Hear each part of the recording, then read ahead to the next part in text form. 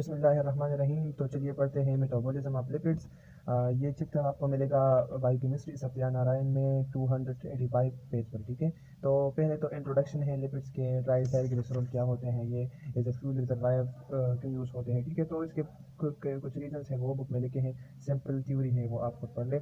मैं आपको जो इसमें मैकेनिज्म्स होते हैं, जो रिएक्शंस होते हैं, वो मैं आपको समझाता हूँ। ठीक है, तो पहले इस ओवरव्यू को देख ले ज़रा कि हमारे पास स्टोर्ड फैट्स होते हैं in the form of triacyl glycerol adipose tissue में। ठीक है, ये आते कहाँ से है, तो इसकी सिंथेसिस लिवर में होती है या हम डाइटरी इंटेक के थ्रू ये लेते हैं। ठीक है, तो ये स्टोर होता है। जब ज़रूरत होती है तो ये फैटी एसिड्स में कन्वर्ट होकर फिर यूज़ होते हैं, यूटिलाइज होते हैं मुख्तलिफ टिश्यूज़ में। ठीक है, मसल लिवर हार्ट वगैरह में एनर्जी पर्पजेज़ के लिए। और ये जो हमें एनर्जी चाहिए ये हमें डायरेक्टली थ्रू डाइट भी आ सकती है, डायरेक्टली फ्रॉम लिवर, और अगर ये यहाँ पर ज़रूरत ना हो तो इन दोनों से स्टोर होकर एडिपोज टिश्यू में। तो लिपिड मेटाबॉलिज्म में जो बात होती है वो दो तरह की इसकी मेटाबॉलिज्म होती है। पहले इसकी ब्रेक डाउन होती है। लिपिड मॉलिक्यूल होता है यानी ट्राइएसाइल ग्लिसरॉल होता है, इसकी पहले डिग्रेडेशन होती है ग्लिसरॉल और फैटी एसिड्स में, और उसके बाद इसकी जो फैटी एसिड्स पोर्शन होता है तो उसकी ऑक्सीडेशन होती है, जिसको फैटी एसिड ऑक्सीडेशन कहते हैं। लाइपोलाइसिस, ये बुक में ये इस डायग्राम से मैं आपको सिंपली समझा देता हूँ कि ये जो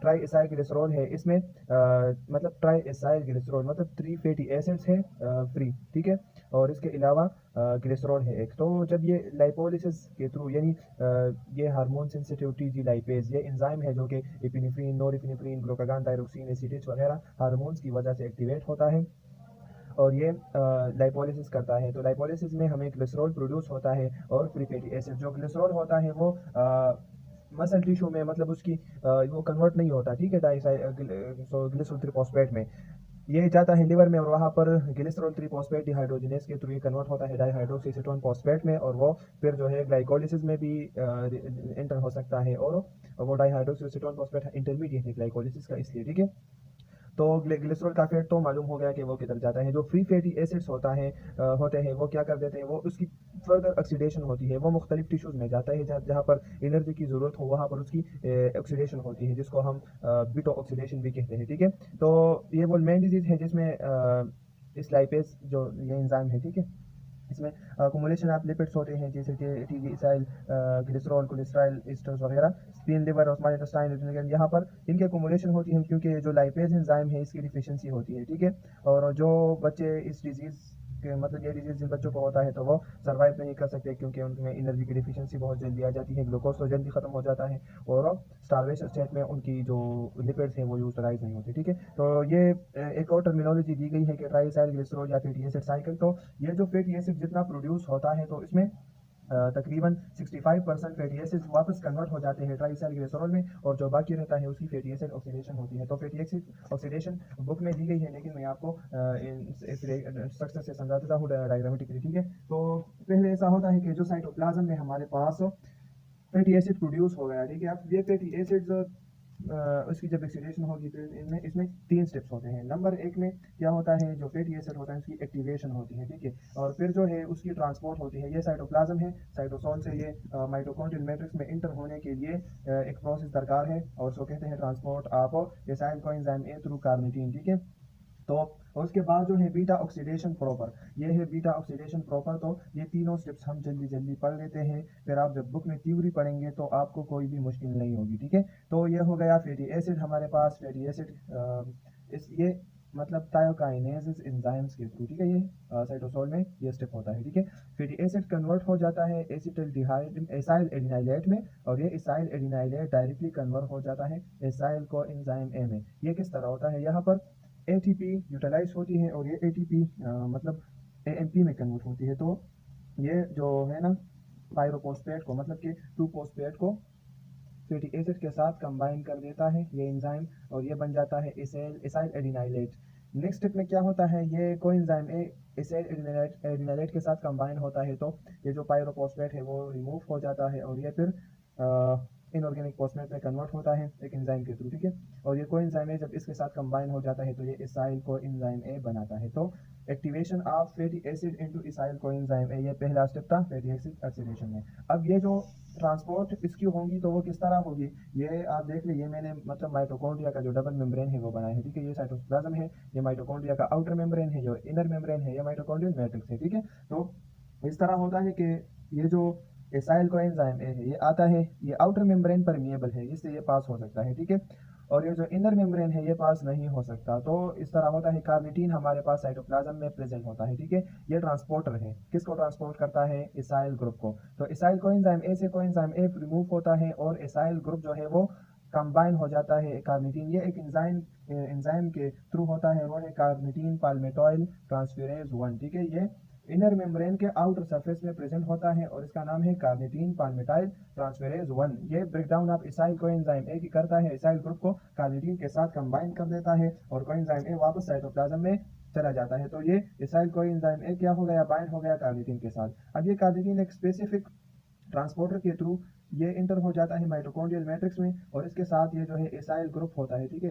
एसाइल ग्रुप इसके साथ होता है, तो ये तो इंटर हो गया। अब क्या होता है? दूसरा एंजाइम्स हमारे पास प्रेजेंट होता है माइटोकॉन्ड्रिया के इनर मेम्ब्रेन के इनर साइड पर, जिसका नाम है कार्निटीन पाल्मिटाइल ट्रांसफेरेज 2। तो वो क्या करता है? इस कार्निटीन एसाइल ग्रुप को फिर से हाइड्रोलाइज करता है और ये बन जाता है, ये एसाइल ग्रुप यहाँ से रिमूव होता है, ठीक है। ये एसाइल ग्रुप रिमूव हो गया, ठीक है। और ये जो कार्निटीन है ये वापस साइटोप्लाज्म में चला जाता है फिर यूज होने के लिए। और यहाँ पर दूसरा कोएंजाइम ए आता है और एसाइल के साथ कंबाइन होकर एसाइल को एंजाइम ए बना देता है। तो ये हो गया, यहाँ पर हमारे पास एसाइल को एंजाइम ए था जो कि इम्परमिएबल था, अब वो अंदर हमारे पास प्रेजेंट है, बीटा ऑक्सीडेशन के लिए वो रेडी है। एक और बात मैं आपको बताता चलूँ कि ये जो कोएंजाइम ए है इसके पूल होते हैं, पूल मतलब स्पेसिफिक लेवल, ठीक है। ये एक स्पेसिफिक लेवल होता है कोएंजाइम ए का, जो कि माइटोकॉन्ड्रियल मैट्रिक्स के अंदर भी होता है और साइटोप्लाज्म में भी। तो ये कोएंजाइम ए साइटोप्लाज्म के पूल से आता है और ये वापस चला जाता है।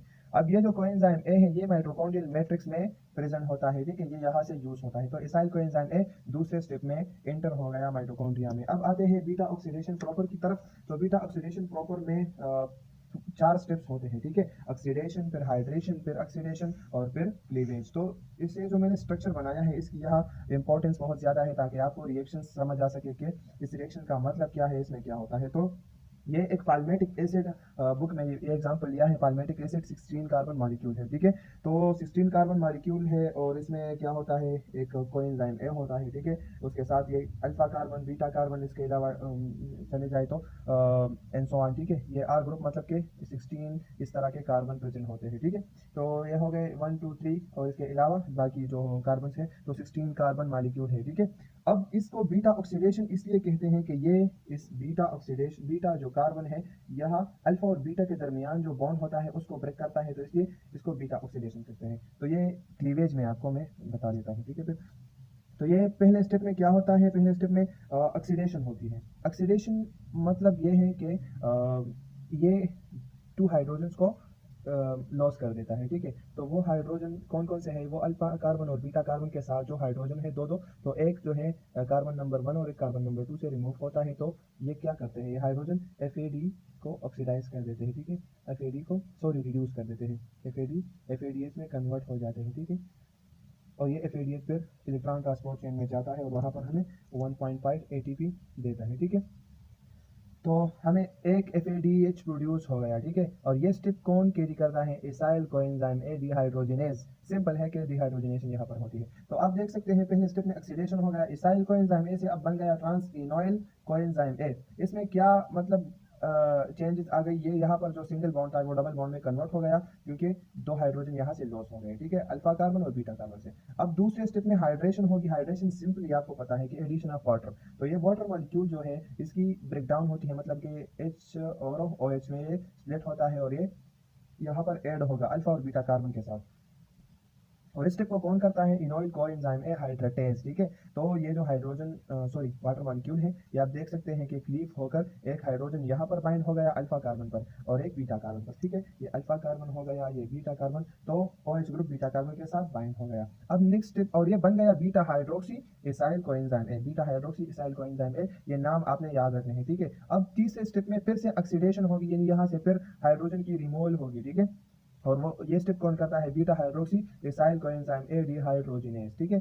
Beta hydroxy acyl coenzyme A dehydrogenase. तो अब फिर से 2 हाइड्रोजन मॉलिक्यूल, एक हाइड्रोजन अल्फा कार्बन से और एक जो है यहाँ पर जो हाइड्रोक्सल ग्रुप है ये हाइड्रोजन यहाँ से रिमूव होगा, तो इससे बन जाएगा ये मॉलिक्यूल जिसको कहते हैं beta keto acyl coenzyme A. Beta keto acyl coenzyme A है, ये किसने किया? Beta hydroxy acyl coenzyme A dehydrogenase enzyme ने ये स्टेप लिबरेट कर दिया। अब नेक्स्ट स्टेप में क्या होता है? जो बीटा कीटो इसाइल कोएंजाइम ए है वो थायोलेज के थ्रू इसकी क्लीवेज होती है। 4 नंबर स्टेप होता है बीटा ऑक्सीडेशन में, क्लीवेज इस तरह होता है कि ये जो कोएंजाइम ये हमारे पास है, एक है कोएंजाइम ए, एक है इसके साथ हाइड्रोजन, ठीक है। तो ये जो अल्फा और बीटा कार्बन के दरमियान जो बॉन्ड है, ठीक है, इसकी ब्रेकिंग हो जाती है। ये बॉन्ड जब ब्रेक होता है, ये ब्रेक हो गया, तो ये जो हाइड्रोजन है, ये हाइड्रोजन आता है और इसके साथ कंबाइन होकर CH3 बनाता है, ठीक है। तो ये हमारे पास बन गया एसिटाइल कोएंजाइम ए जो हमें रिक्वायर था, ठीक है।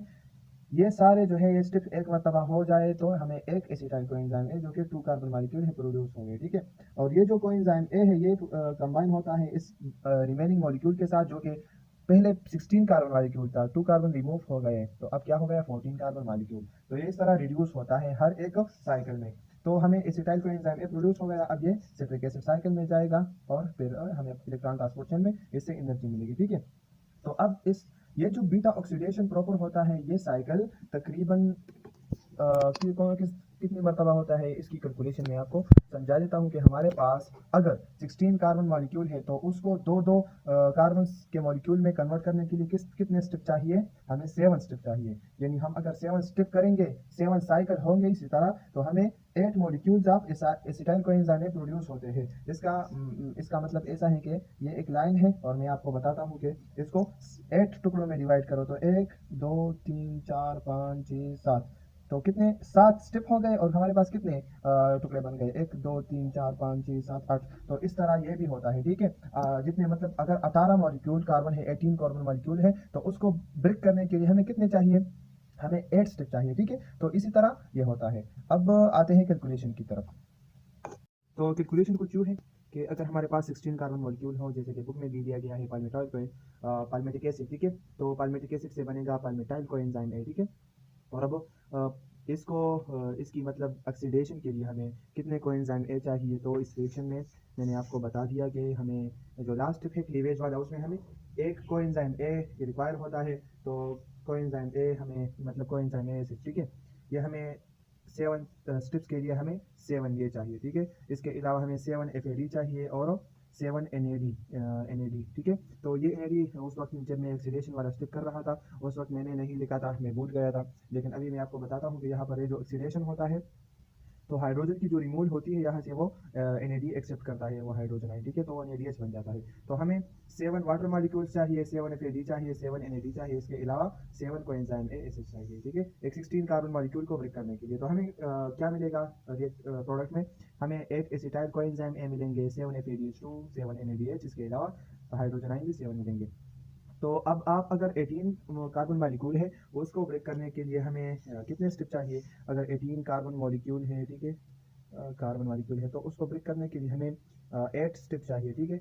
8 स्टेप्स में ये ब्रेक होगा उसकी, तो हमें 8 कोएंजाइम ए एसिड चाहिए, इसके अलावा हमें 8 FAD, इसके अलावा 8 NAD, के अलावा 8 हमें वाटर मॉलिक्यूल्स चाहिए। तो ये सारे रिक्वायरमेंट्स हो गए और हमें जो प्रोडक्ट में मिलेगा, हमें 9 एसिटाइल कोएंजाइम ए, इसके अलावा ये 8 FADH2, 8 NADH2 ये हमें मिलेंगे और 8 हाइड्रोजन आयन। तो इस बुक में ये टेबल दिया गया है, इस टेबल को भी आपने लाजमी देखना है कि अगर एक 16 कार्बन मॉलिक्यूल है तो उससे हमें कितनी ATP मिलती है। तो ये हो गए 16 कार्बन मॉलिक्यूल है, 7 साइकिल्स में हमें 7 FADH2 जो हमें 10.5 ATP देती है, 7 NADH हमें 17.5 ATP देता है। और हमें तो हमें FADH और NADH से मिल गई ATP। अब जो एसिटाइल कोएंजाइम है जाएगा सिट्रिक एसिड साइकिल में, तो एक एसिटाइल कोएंजाइम ए से हमें 10 ATP मिलती है, तो 8 से हमें 80 ATP मिलती है। ये सारे अगर आप कंबाइन कर ले तो ये बनता है 90.5, इसके अलावा 107.5 तकरीबन मेरे ख्याल से आते हैं, ठीक है, क्योंकि बिल्कुल 108 हमें ATP मिलते हैं सारे, ठीक है। तो ये टू जो है ये यूटिलाइज होती है हर एक जो एसिड क्या होता है फैटी एसिड की जब एक्टिवेशन होती है तो ATP यूटिलाइज होती है। तो अगर हम यहाँ पर 2 लिखा है क्योंकि ये जो ATP होती है ये AMP में कन्वर्ट होती है और इसको हम 2 ATP काउंट करते हैं, ठीक है। तो 2 ATP यूटिलाइज हो गए तो हमें एक 16 कार्बन मॉलिक्यूल हमें 106 ATP देगा। अब अगर हम 18 कार्बन मॉलिक्यूल को ले ले तो 18 कार्बन मॉलिक्यूल हमें कितना, ये 8 FADH2 दे देते हैं, 8 हमें NADH2, ठीक है। इसके अलावा हमें 9 एसिटाइल कोएंजाइम ए, तो ये तो 90 ATP हो गई, ठीक है। थ्रू ऐसे साइकिल जब ये जाएगा, अब हमें 8 NADH2 से हमें मिलता है 20 ATP, ठीक है। और 8 FADH2 से हमें मिलता है तकरीबन 12, ठीक है। 12 हमें ATP FADH2 से मिलती है। तो ये सारे अगर हम कंबाइन कर दे तो ये हो गया 32 और 90, तो 122, ठीक है। 122 हमें टोटल ATP मिलती है। अगर 2 हम इससे माइनस कर लें, -2, तो हमें 120 ATP एक 18 कार्बन मॉलिक्यूल से मिलती है। तो इसी तरह सारी कैलकुलेशन आप खुद कर सकते हैं। पेपर में आपके लिए 16 कार्बन मॉलिक्यूल भी आ सकता है, 20 कार्बन मॉलिक्यूल भी आ सकता है, 18, लेकिन आपने कैलकुलेशन बिल्कुल इसी तरीके से करनी है, ठीक है। अब जो हमारे, ये तो हमारे पास E1 चेन फैटी एसिड्स हो गए, जो हमारे पास 8 चेन फैटी एसिड्स होंगे, तो उसमें इसी तरह सीक्वेंशियली एसिटाइल कोएंजाइम प्रोड्यूस होगा, बट एट द लास्ट वहाँ पर एक 3 कार्बन मॉलिक्यूल प्रोड्यूस होगा जिसको हम प्रोपाइनाइल कोएंजाइम ए कहते हैं। और वो प्रोपाइनाइल कोएंजाइम ए फिर कुछ स्टेप्स के बाद वो कन्वर्ट होगा सक्सिनाइल कोएंजाइम ए, और वो ग्लूकोनियोजेनेसिस में यूज होता है, ठीक है। मैंने आपको ग्लूकोनियोजेनेसिस टॉपिक में ये बताया था, ठीक है। तो ये हो गया लिपिड मेटाबॉलिज्म का बीटा ऑक्सीडेशन आपका हो गया। इसके बाद ये जो बुक में डिफिशियंसीज वगैरह ये कुछ बातें कही गई है, जो ये कुछ डिजीजेस है, तो ये सिंपल थ्योरी है। इस एंजाइम यानी कार्निटीन पाइलमेटाइल ट्रांसफेरेज की डिफिशियंसी में क्या होगा, इसके अलावा ये क्या, ये कार्निटीन डिफिशियंसी में क्या होगा। तो ये सब कुछ आप अगर बुक में पढ़ेंगे इजी होगा। जो भी क्वेश्चन हो बुक में तो वो आप कमेंट में मुझसे पूछ सकते हैं। तो अभी के लिए शुक्रिया, थैंक यू।